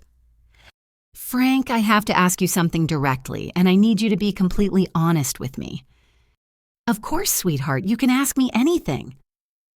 I took a deep breath and asked the question Agent Park had instructed me to pose if the opportunity arose. Did Emma really misunderstand what she heard in the basement? Or is there something else going on that I need to know about? Frank's expression became very still, and for several seconds he didn't say anything at all. I could see him weighing his options, trying to decide how much truth he could safely reveal without completely destroying his carefully constructed narrative. Scarlett, what Emma heard in the basement was a conversation between adults about solving some very serious family problems that could affect everyone's future security and happiness. What kind of problems? Frank leaned forward again, his voice dropping to a whisper that the recording equipment would barely pick up. Problems involving your inheritance, your insurance policies, and some financial decisions that need to be made for the good of the whole family. I don't understand. What financial decisions? Your grandmother left you a substantial estate, Scarlett. But there are complications with how that money and property are being managed. Complications that could be resolved much more easily if certain legal arrangements were simplified. Frank was admitting that my grandmother's inheritance was the motive for his scheme, but he was still trying to make it sound like a legitimate family business discussion rather than a murder plot. Simplified how Frank's smile became predatory, the expression of someone who believed his victim was finally ready to hear the complete truth. Scarlett, what if I told you that there was a way to resolve all of these problems permanently? A way that would ensure Emma's future is secure, and the family assets are properly managed by people who understand how to handle money responsibly. I would ask you to explain exactly what you mean. Frank glanced around the restaurant one final time, then looked directly into my eyes with an expression that made my blood freeze. What I mean, my dear stepdaughter, is that sometimes the best way to solve complicated problems is to eliminate the complications entirely. And sometimes the people who create complications need to be redirected in ways that serve the greater good of the family. The confession was complete. Frank had just admitted on tape that he planned to eliminate complications and redirect people who stood in the way of his financial schemes. Combined with his detailed description of having Emma institutionalized and me medicated, his words constituted a clear admission of conspiracy to commit murder and fraud. I saw Agent Park stand up from his table across the restaurant, speaking quietly into his phone as other agents began moving into position. Frank was still talking, still explaining his philosophy of solving family problems through redirection, completely unaware that his own words had just sealed his fate. The trap had worked perfectly. Frank's arrogance and need to demonstrate his cleverness had led him to confess everything on tape, providing the FBI with evidence that would not only convict him for planning my murder, but would also help them prosecute him for the deaths of his previous wives. As federal agents closed in around our table, I realized that Frank had made the same mistake that had destroyed every criminal throughout history. He had underestimated his victims and overestimated his own intelligence. The hunt was over, and justice was about to be served. Frank was still explaining his philosophy of family problem solving when Agent Park appeared beside our table, his badge clearly visible as he placed his hand firmly on Frank's shoulder. Franklin Morrison, you're under arrest for conspiracy to commit murder fraud and identity theft, Agent Park said in a clear, authoritative voice that carried across the restaurant. Frank's face went through a series of transformations in the span of 3 seconds. Confusion, recognition, rage, and finally a cold calculation as he realized the extent of his exposure. Other diners in the restaurant looked up from their meals as additional FBI agents moved in to secure the area. "This is ridiculous," Frank said, his voice carrying the perfect tone of innocent outrage that he had perfected over years of manipulation. "I was having a private conversation with my stepdaughter about family matters. You have no right to interfere. We have every right when that private conversation involves planning to murder your stepdaughter and have her daughter falsely committed to a psychiatric facility." Agent Park replied calmly as he handcuffed Frank's hands behind his back. I stood up from the table, my legs shaky but my voice steady. "Frank, Emma heard every word you said in that basement.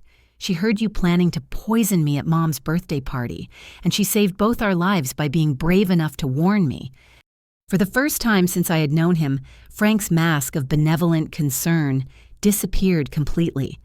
The man looking back at me was cold, calculating, and filled with rage at having his carefully laid plans destroyed by a 10-year-old child. "You stupid little girl." He snarled, his voice completely different from the gentle tone he had been using moments before. "Do you have any idea how much money you've cost me? How many months of planning you've ruined?" "Months?" Agent Park asked. "Try years. We found your storage unit, Franklin. We have recordings of you discussing this murder plot going back 18 months. We also have recordings of you bragging about killing your previous wives." The color drained from Frank's face as he realized the full extent of what the FBI had uncovered. Those recordings are private property. You had no right to access them. We had court orders based on evidence provided by Mrs. Johnson and her daughter, evidence that led us to connect you to unsolved murders in 6 different states. As Agent Park led Frank toward the restaurant exit, other FBI agents were simultaneously moving in on the rest of the conspiracy. Agent Park's radio crackled with updates from teams that were arresting Bradley and Susan at their respective homes. Bradley Hoffman is in custody at his residence, came the first report. We found additional forged documents and correspondence with the fake law firm. Susan Patterson arrested without incident at her workplace, came the second report. She immediately asked for a lawyer and refused to make any statements. My phone rang as we watched Frank being placed in the back of an FBI vehicle. It was Amanda Walsh calling from her office, where she had been monitoring the operation. "Scarlett, are you all right?" Amanda asked. "I'm okay. Shaken up, but okay. Is Emma safe?" "Emma is fine. She's been watching the arrests on television with the agents protecting her, and she's very proud of how brave you were today." As the FBI vehicles drove away with Frank in custody, I realized that this nightmare was finally coming to an end. But Agent Park had one more revelation that would show the true scope of Frank's criminal operation. "Scarlett, we need to talk about what we found when we searched your mother's house this morning," Agent Park said as we walked to his car. "What did you find?" "Frank had been systematically drugging your mother with low doses of sedatives for the past 6 months. We found prescription bottles hidden in his belongings, with your mother's name on them, but the medications were never prescribed by her doctor." The revelation hit me like a physical blow. He was poisoning Mom, too. Slowly and carefully, making her confused and compliant so she wouldn't question his activities or notice his suspicious behavior. Your mother had no idea she was being drugged, which is why she never suspected that Frank was planning to kill you. I thought about Mom's behavior over the past few months, how tired she had seemed, how often she forgot things, how she had deferred to Frank's opinions even when they seemed unusual. I had attributed her changes to normal aging and the stress of adjusting to life after losing my grandmother, never imagining that her own husband was systematically poisoning her. Is she going to be all right? She's in the hospital now getting the drugs flushed from her system. The doctors expect her to make a complete recovery, but it will take several weeks for her to fully understand what Frank did to her and your family. As Agent Park drove me to the safe house where Emma was waiting, I tried to process the magnitude of what we had uncovered. Frank hadn't just been planning to kill me for money. He had been systematically destroying my entire family, drugging my mother into compliance while he forged documents and built his case for having Emma institutionalized. Agent Park, how many other families has Frank destroyed? We're still investigating, but we believe he's responsible for at least 8 deaths over the past 15 years, possibly more. Your courage in gathering evidence and Emma's bravery in speaking the truth is going to help us bring justice for all of those victims. When we arrived at the safe house, Emma ran into my arms with such force that she nearly knocked me over. She was laughing and crying at the same time, relief and joy and pride all mixed together in her bright expression. "Mommy, we caught him. We caught all of them." "Yes, baby, we did. And they're never going to hurt anyone else again." Agent Park knelt down to Emma's level. "Emma, I want you to know that you're a hero. Your courage and intelligence saved your mother's life and helped us solve crimes that go back many years. A lot of families are going to get justice because you were brave enough to speak the truth." Emma looked up at me with serious eyes. "Mommy, are we safe now?" I hugged her tighter, feeling the weight of months of fear and uncertainty finally lifting from my shoulders. "Yes, sweetheart, we're safe now. We can go home." As we prepared to leave the safe house and return to our real lives, I realized that Frank had made one final miscalculation. He had assumed that love and family bonds were weaknesses that could be exploited and manipulated. Instead, Our love for each other had given us the strength to fight back against his evil and protect not only ourselves, but countless other potential victims. The nightmare was over, but the lessons Emma and I had learned about courage, truth, and the power of believing in each other would stay with us forever. 6 months later, I sat in a federal courthouse watching Frank face the consequences of his crimes. The man who had once seemed like a caring stepfather now looked small and defeated in his orange prison jumpsuit, his hands shackled as he stood before Judge Patricia Williams for sentencing. The trial had been a revelation of evil that exceeded even my worst fears. FBI investigators had uncovered evidence connecting Frank to 11 murders spanning 2 decades, each one carefully planned and executed for financial gain. His real name was Franklin Morrison, and he had used at least 6 different identities as he moved across the country targeting vulnerable women.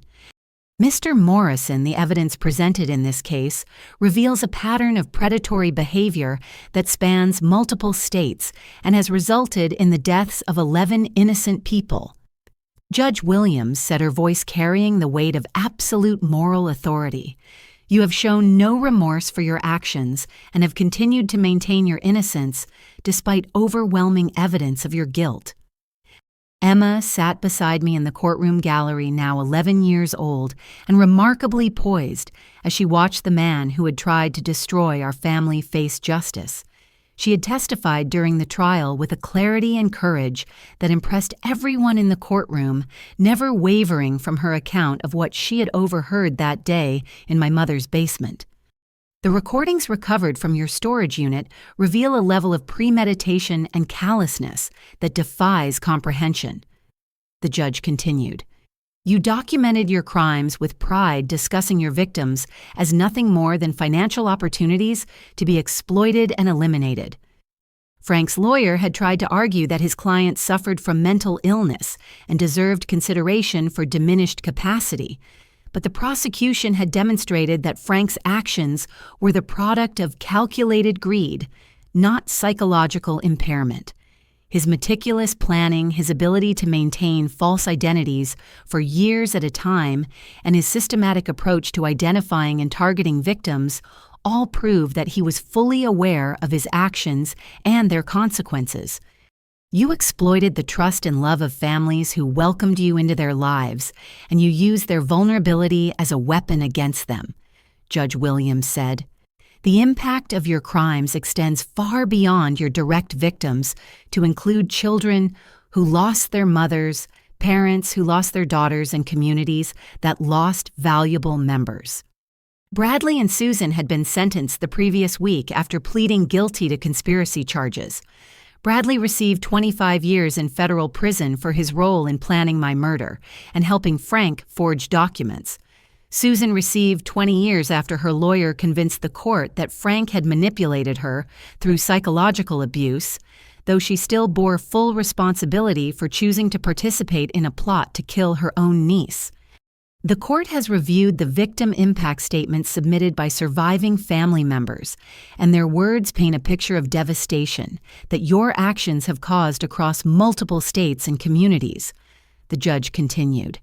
"Mrs. Scarlett Johnson and her daughter Emma have spoken with particular eloquence about the trauma you inflicted on their family and their determination to ensure that you never harm anyone else again." I had submitted a detailed impact statement describing the months of fear Emma and I had endured, the violation of having our own family members plot our deaths, and the ongoing challenges of rebuilding our sense of safety and trust. But I had also written about the strength we had discovered in ourselves and the hope we felt knowing that Frank would never hurt another family. Emma had written her own statement in her careful 11-year-old handwriting, explaining how Frank's actions had taught her the importance of speaking up when adults were doing wrong things, even when those adults were family members who were supposed to protect children. Mr. Morrison, for the crimes of conspiracy to commit murder in the first-degree identity fraud, insurance fraud, and violations of federal racketeering statutes, this court sentences you to life in prison without the possibility of parole, Judge Williams announced.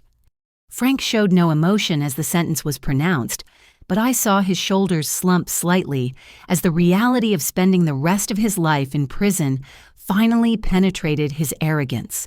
He would never again have the opportunity to manipulate vulnerable families or target innocent women for financial gain. Additionally, the court orders restitution in the amount of $2.7 million to be distributed among the families of your victims, though no amount of money can compensate for the lives you have taken or the trauma you have caused. As federal marshals led Frank away from the courtroom, for the last time he turned and looked directly at Emma and me. For just a moment, I saw a flash of the rage that had driven him to commit so many terrible crimes, but it was quickly replaced by the hollow emptiness of a man who had lost everything. Emma squeezed my hand as we watched Frank disappear through the door that would take him to federal prison for the rest of his life. "Mommy, it's really over now, isn't it?" "Yes, baby, it's really over." Outside the courthouse, Agent Park and attorney Amanda Walsh were waiting to congratulate us on the successful conclusion of the case. Over the past 6 months, they had become more than professional allies. They had become genuine friends who had helped us navigate the complex legal process and rebuild our sense of security. "Scarlett, I want you to know that your courage in gathering evidence and Emma's bravery in testifying helped us close cold cases in 6 different states," Agent Park said. "Frank's conviction brings justice not just for your family, but for all the families he destroyed over the years." Amanda Walsh had helped us through the legal proceedings while also assisting with the practical challenges of rebuilding our lives. She had worked with my employer to ensure my job was protected during the trial, helped us access counseling services to process our trauma, and even helped us navigate the media attention that came with being at the center of such a high-profile case. "You two have shown incredible strength throughout this entire ordeal," Amanda said. "Frank thought he could manipulate and intimidate you into silence, but instead you fought back and won." As we drove home from the courthouse, Emma was unusually quiet. Finally, she asked the question that had been weighing on both our minds. "Mommy, do you think there are other bad people like Frank out there?"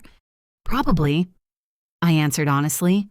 "But I also think there are a lot more good people who will fight to protect innocent families when they understand what's happening. Like Agent Park and Mrs. Walsh and Mrs. Rodriguez and Dr. Chen." "Exactly like them. And like you, Emma. You're one of the good people who fights back when someone tries to hurt innocent people." Emma smiled, the first completely carefree expression I had seen on her face in months. "I'm glad we're the good guys, Mommy." "Me too, baby, me too." As we pulled into the driveway of our little yellow house on Oak Street, I realized that Frank's greatest failure wasn't just underestimating our courage or intelligence. His greatest failure was assuming that evil would always triumph over good, that manipulation would always defeat truth, and that fear would always conquer love. Instead, he had learned that when good people stand together and refuse to be silenced, justice will ultimately prevail no matter how sophisticated or cruel the evil they face. The nightmare was over and we could finally begin to heal. 1 year after Frank's sentencing, Emma and I sat in Dr. Jennifer Martinez's office for what would be our final family therapy session. The past 12 months had been a journey of healing that neither of us could have imagined when we first fled from my mother's birthday party in terror. When you first came to see me, both of you were dealing with severe trauma from betrayal by family members and the ongoing threat to your safety. Dr. Martinez said, reviewing her notes from our early sessions, "Emma was having nightmares about adults hurting her mother, and Scarlett, you were struggling with trust issues and hypervigilance. I remember feeling like I could never be safe anywhere." I said, thinking back to those early months when I checked locks obsessively and jumped at every unexpected sound. I couldn't believe that my own family had tried to kill me, and I didn't know who else might be dangerous. Emma, now 12 years old and noticeably more confident than she had been a year ago, added her own perspective. I kept worrying that other adults might be lying to us the way Frank and Uncle Bradley and Aunt Susan did. It was hard to know who to trust. Dr. Martinez had helped us work through the complex emotions that came with surviving such an extreme betrayal. She had taught us techniques for managing anxiety, helped us rebuild our sense of safety, and guided us through the process of learning to trust people again without becoming naive or vulnerable. Or, what do you think has been the most important part of your healing process? Dr. Martinez asked. Emma and I looked at each other, and I could see the same answer in her eyes that I felt in my heart. Learning that we can take care of each other and protect each other, Emma said, and learning that there really are good people who will help us when we need it. Over the past year, our lives had been transformed in ways that went far beyond just recovering from trauma. I had started my own accounting practice, specializing in helping victims of financial fraud recover their assets and rebuild their lives. The work was personally meaningful and professionally successful, giving me a sense of purpose that went beyond just earning a living. Emma had not only recovered from her trauma, but had become something of a local hero. She spoke regularly at schools and community centers about the importance of trusting children when they report dangerous situations, and she had started a peer counseling program to help other kids recognize and report adult manipulation. I like helping other kids understand that it's okay to tell on grown-ups when they're doing bad things, Emma explained to Dr. Martinez. A lot of kids think they'll get in trouble for telling the truth about adults, but I tell them that good adults want kids to speak up when something is wrong. My mother had made a remarkable recovery once Frank's drugging was discovered and treated. The months of systematic poisoning had affected her memory and judgment, but as the chemicals left her system, she gradually returned to her sharp, caring self. She had moved to a senior community closer to Emma and me, and our relationship had grown stronger than it had ever been. Mom feels terrible about bringing Frank into our family, I told Dr. Martinez, but I've helped her understand that Frank was a professional manipulator who fooled law enforcement officers and social workers and judges. She couldn't have known what he really was. Emma had been particularly helpful in reassuring her grandmother that no one blamed her for Frank's deception. I tell Grandma that Frank was really good at pretending to be nice, and that's not her fault. Even smart people can be tricked by really good liars. The financial restitution from Frank's crimes had provided Emma and me with security we had never experienced before. We had paid off our mortgage-established college funds and even taken the vacation to Europe that Emma had dreamed about. But more importantly, the money had allowed me to start my practice helping other fraud victims without worrying about immediate income. Helping other families who went through what we went through has been incredibly healing, I explained to Dr. Martinez.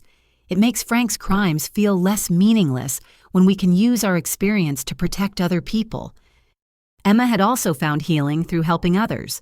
Her peer counseling program had already helped several children recognize and report inappropriate behavior by adults, and she had received recognition from the State Attorney General's office for her work in child protection advocacy. Do you feel like Frank still has power over your lives? Dr. Martinez asked. Not really, Emma answered immediately. Sometimes I think about what happened, but it doesn't scare me anymore. It makes me feel proud that we were brave enough to fight back and smart enough to win. I nodded in agreement. Frank took a lot from us, but he also taught us how strong we are and how much we can trust each other.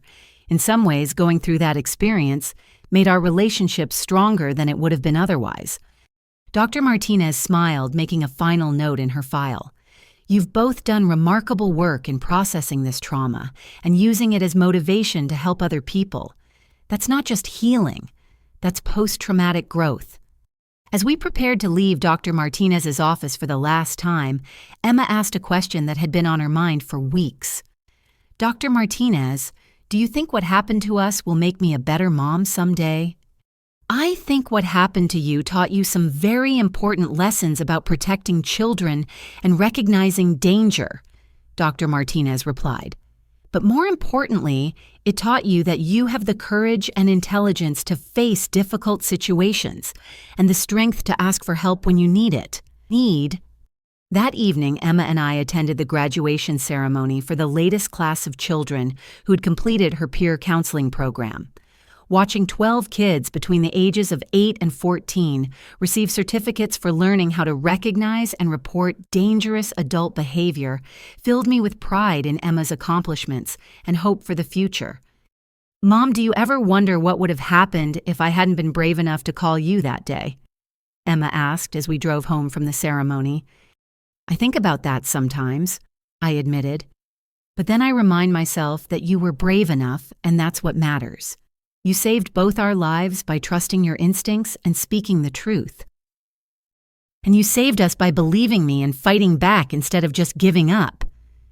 As we pulled into our driveway, I looked at the little yellow house that had once felt violated and unsafe, but now felt like a true sanctuary.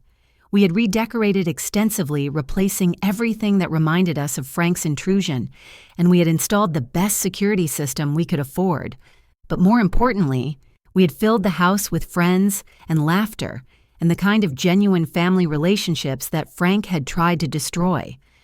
"Emma, what do you think is the most important thing we learned from everything that happened?" Emma thought for a moment, her face serious in the glow of our porch light. "I think we learned that family isn't just about being related to people. Family is about people who protect each other and tell each other the truth even when it's hard." "That's exactly right, baby. And I think we also learned that we're stronger than we ever knew we could be. And that good people are stronger than bad people when they work together." As we walked up to our front door, I reflected on the long journey from that terrifying phone call at my mother's birthday party to this moment of peace and security. Frank had intended to destroy us, but instead he had revealed strengths we didn't know we possessed and taught us lessons about courage and resilience that would serve us for the rest of our lives. The little girl who had been brave enough to warn her mother about danger had grown into a young woman who was dedicated to protecting other children. The frightened woman who had fled in terror had become a successful advocate for fraud victims and a symbol of hope for families facing betrayal and manipulation. We had not just survived Frank's evil, we had transformed it into a force for good that would protect and help other families for years to come. And that transformation was the greatest victory of all. 2 years after Frank's conviction, I stood at the podium in a hotel conference room filled with domestic violence survivors, social workers, and law enforcement officials preparing to deliver the keynote speech at the National Conference on Family Violence Prevention. Emma, now 13 and poised beyond her years, sat in the front row with the same determined expression she had worn when she first called to warn me about Frank's plot. When my 10-year-old daughter called to tell me to get out of my mother's house immediately, I had a choice to make. I began looking out at the audience of people who understood the complexities of family betrayal and survival. I could dismiss her warning as a child's imagination, or I could trust that she had witnessed something genuinely dangerous. That choice saved both our lives. The conference had invited me to speak because our case had become a model for how children's testimony should be handled in family violence situations, and how victims could work with law enforcement to gather evidence and build cases against their abusers. But more importantly, our story had become an example of how families could not only survive betrayal, but emerge stronger and more purposeful. Frank Morrison, the man I knew as my stepfather, Frank Miller, was a professional predator who had perfected the art of using family bonds as weapons against his victims. He understood that people's love for their family members could be manipulated to make them vulnerable to financial fraud, emotional abuse, and ultimately murder. In the 2 years since the trial, I had built my accounting practice into a thriving business that specialized in helping fraud victims recover their assets and rebuild their financial lives. I had testified before Congress about the need for better protection against identity theft and insurance fraud, and I had worked with the FBI to develop training programs for agents who investigate family-based financial crimes. But Frank made a critical error in his calculations. He assumed that love and trust were weaknesses that could be exploited indefinitely. He didn't understand that genuine family bonds, the kind built on honesty, protection, and mutual respect, actually create strength that predators cannot overcome. Emma had become something of a celebrity in child protection circles, speaking at conferences and schools about the importance of listening to children who report dangerous adult behavior. She had been featured in national magazines and had even testified before a Senate subcommittee about improving child witness protection programs. My daughter Emma taught me that children often see truth more clearly than adults do, because they haven't yet learned to make excuses for inexcusable behavior. When Emma told me that the adults in our family were planning to hurt me, she wasn't being dramatic or imaginative. She was being accurate. The audience included several families who had survived similar ordeals, and I could see recognition in their faces as I described the process of learning to trust again after such profound betrayal. One woman in the third row was crying quietly, probably remembering her own moment of realization that someone she loved was trying to harm her.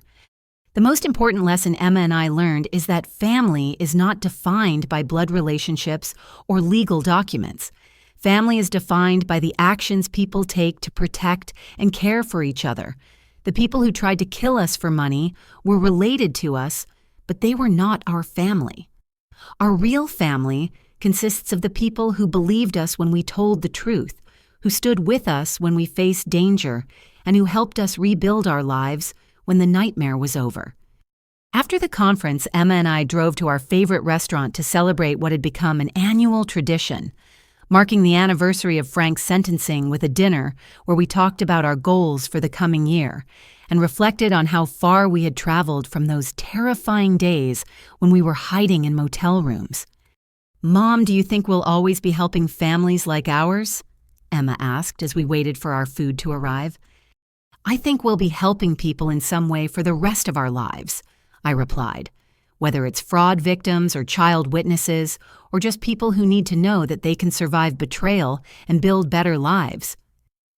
Emma had already decided that she wanted to become a child psychologist, specializing in trauma recovery, and she was taking advanced courses in psychology and social work at her high school. She had also started working part-time at a local crisis center, answering phones and providing peer support to other teenagers who were dealing with family violence. "Sometimes I think about what kind of person I would have become if Frank had succeeded in his plan," Emma said thoughtfully. "I would have grown up thinking that my mother had died accidentally, never knowing that she was murdered by people who were supposed to love us." "But that didn't happen," I reminded her. "You were brave enough to speak up, and I was smart enough to listen to you. We protected each other. And now we protect other people, too." Our conversation was interrupted by the arrival of our server, a young woman named Sarah, who had become familiar with our monthly visits to the restaurant.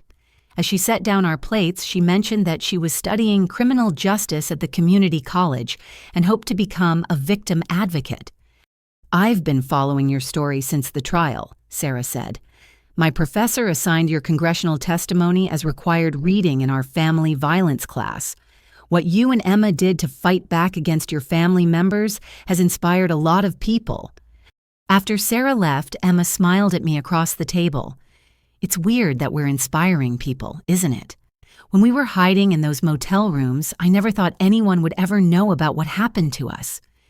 I think people find our story inspiring because it shows that ordinary families can overcome extraordinary evil when they stick together and refuse to give up," I said. "We weren't specially trained law enforcement officers or professional investigators.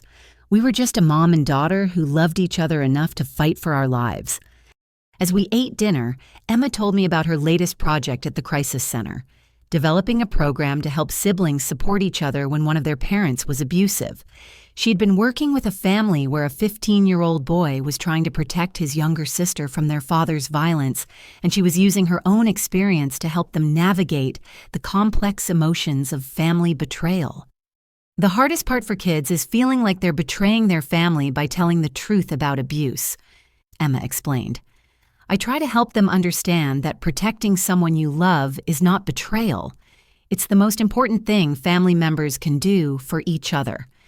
On our drive home, we passed the house where my mother had lived when Frank was manipulating her with drugs and lies. She had sold that house and moved to a senior living community where she had made new friends and built a life free from the shadows of Frank's deception. We visited her every Sunday for dinner, and she had become one of Emma's closest allies in the work of helping other families. "Mom, do you ever miss the way our family used to be before we knew the truth about Frank?" Emma asked as we turned into our driveway. It was a question she asked periodically, and my answer was always the same.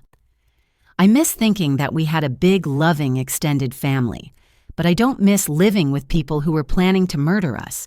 The family we have now is smaller, but it's real. And we have friends who are like family too. Exactly.